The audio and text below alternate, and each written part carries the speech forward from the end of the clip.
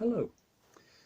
As we find ways to keep our personal connections going during these lockdown days, we try on this Maundy Thursday to engage in our imaginations with what is a very personal moment. We think of Jesus, sat at table with his very close group of friends, sharing in a meal. Their behaviour has a form to it which is familiar through frequent use, but it remains an intimate gathering. Yes, when our churches are open, we attend communion services arranged with care. The fittings, the words, the silverware. And I imagine we've been to some pretty grand communion services on special occasions too. The chaplain at my school had been a prisoner of war.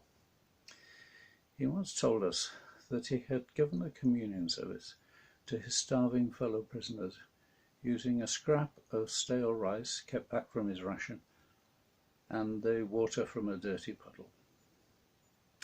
What made this a communion service were the words he spoke, the words which Jesus spoke at the Last Supper table, the words that for Jesus' friends dramatically changed the familiar form into an act of accepting God's loving kingdom in Jesus. This is my body. This is my blood. In their familiar form, Jesus and his friends were connecting with Hebrew history directly and powerfully. The icon that you see behind my head is a modern one on a very traditional theme, the hospitality of Abraham. Abraham received unknown visitors one day and spread out the hospitality expected in that ancient nomadic culture. Later, he came to realize that in his hospitality he had been in God's presence. We can read it in Genesis chapter 18.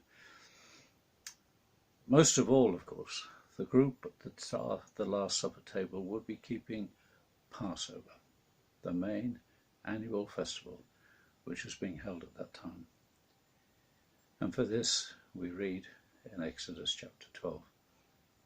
We'll have that later. Christian believers have often kept a form of Seder meal, the Passover form observed by Jewish people every year, and Jewish people have generously created forms of Seder to share with people of other faiths.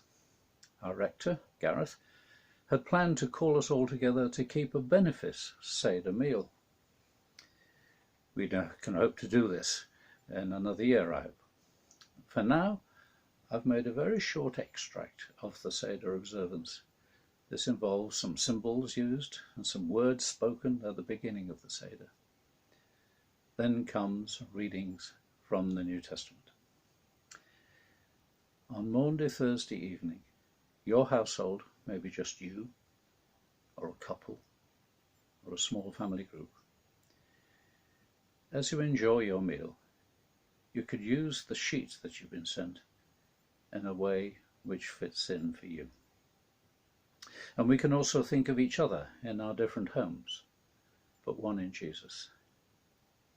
By God's grace, may we be whole in mind and body, and the peace of the Lord be always with you.